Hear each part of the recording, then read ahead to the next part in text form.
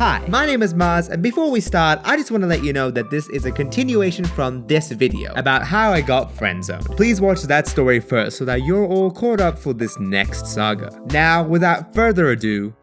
Maz, I'm breaking up with you. James, no! Just a dream. Just a dream. What's wrong? You okay, babe? Alright, so here's a quick recap. Cherry, this beautiful brown queen, asked me, the loser friend-zoned Maz, to watch a movie with her. Alone. Now, I don't know what kind of Dwayne Johnson that I was living under, but at the time, I thought that she was trying to, you know, make the moves, or secretly confess to a hunk like me, and no, she wasn't. No, wait, she wasn't. Daddy. It's crazy because there I was, you know, trying to decipher her words like it was some ancient hieroglyphics. Well, she was actually just like, wow, I can't wait to see Twilight New Moon with my best buddy, old pal Maz. Twilight. She wanted to watch frickin' Twilight, and I thought it was a genuine show of her love for me. And don't get your hopes up about what happened. There's no spice, there's no baseball, there's no tea, sis. Oh, brother, this guy stinks! After this, everything was more or less the same level of one-sided crush until we reached grade 10. In a previous video, I mentioned that nothing happened during visual arts. And, well, that's not exactly true, because I actually shared my art class with her. And it was around this time that my feelings for Cherry peaked. So I was like trying to spend as much time with her as possible. During classes, at lunch, before school, following her home, watching her sleep, you know, the usual stuff. Come on, dude! And finally, ladies and gentlemen, we got him. After 3 years of middle school, Cherry was finally ready to get in a relationship. And in my head, since she'd been with the other boys, who else was left other than the Brown Prince? I mean, what could go wrong? I've had a lot of good times with all of you guys, and it's been really difficult for me to decide who to give this to, but I think I've made up my mind. I want to give this final rose to... Oh, no, Cherry, it's okay. I'd like to gracefully accept the final rose and... J-Dog. All right.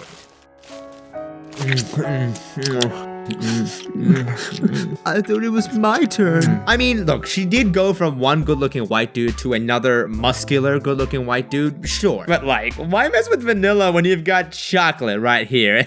Isn't that right? Kill yourself. Okay, now the biggest difference between this relationship with J-Dog and the others was that she was falling hard. So much so that she began to alienate all of her other friends in order to spend as much time with him.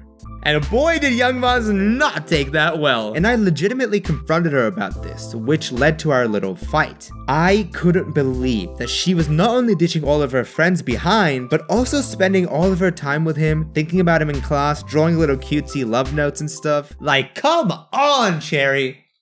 Only I can do that. It's against the law. But she wasn't having any of it. Cherry said that she could spend her time however she wanted. And if she wanted to hang out with J-Dog and not me, then that's that. And oh man, I was so not okay with that. Gosh, I actually remember how, because I was like so freaking annoyed by her doing this, that whenever I passed by her at lunch, I used to sing the song Somebody That I Used to Know by God.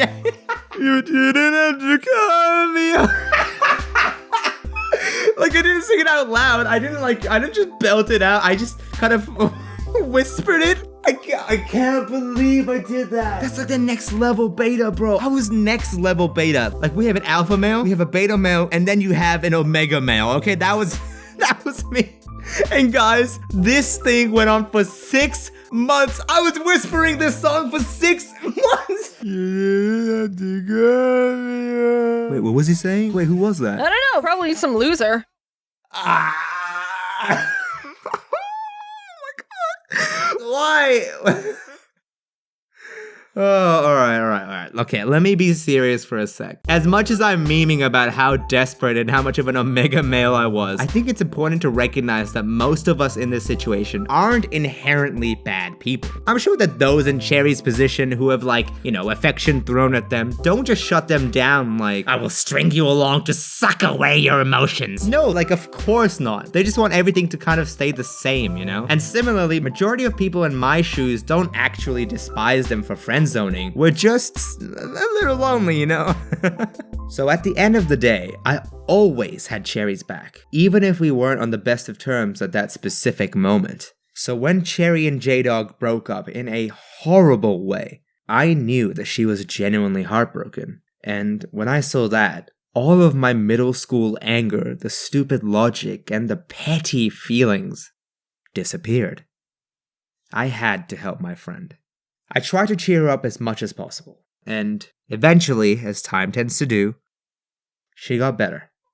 We started talking more, and sure enough, we built up our friendship again. And you know what I noticed? That I was completely and utterly okay with being friends.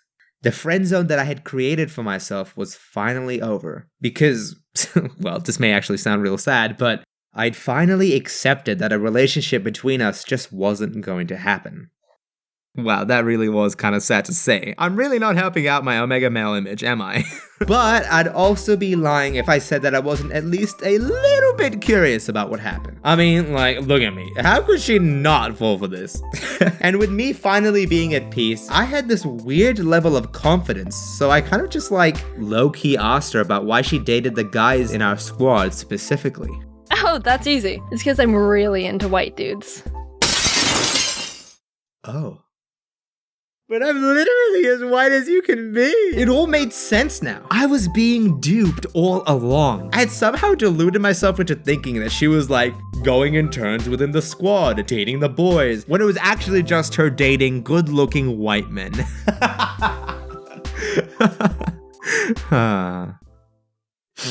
Excuse me for a moment.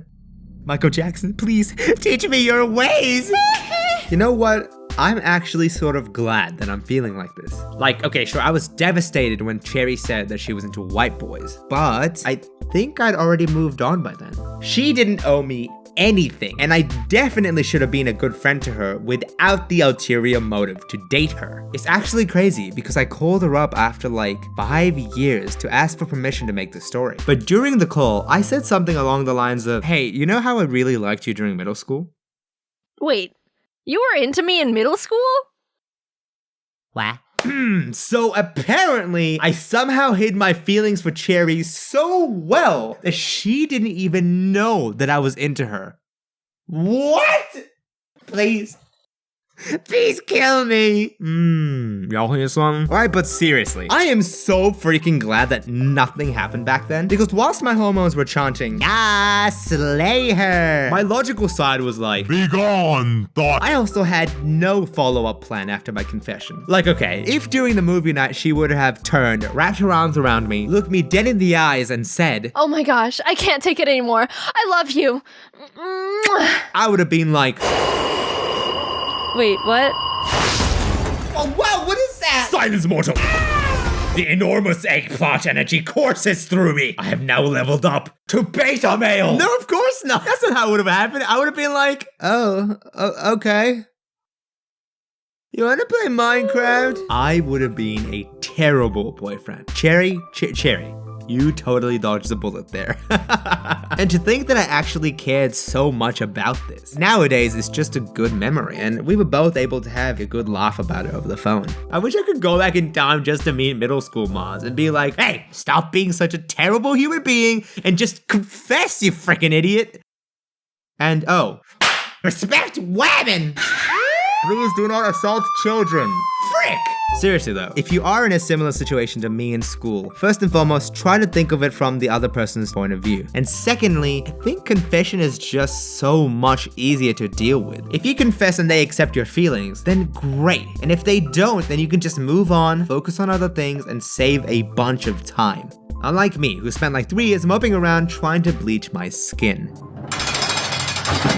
Make the most of everything, Martians. Life is way too short to be hung up on whether your crush will like you back or not. I hope that you guys can glean something from my own experiences and develop the courage to confess.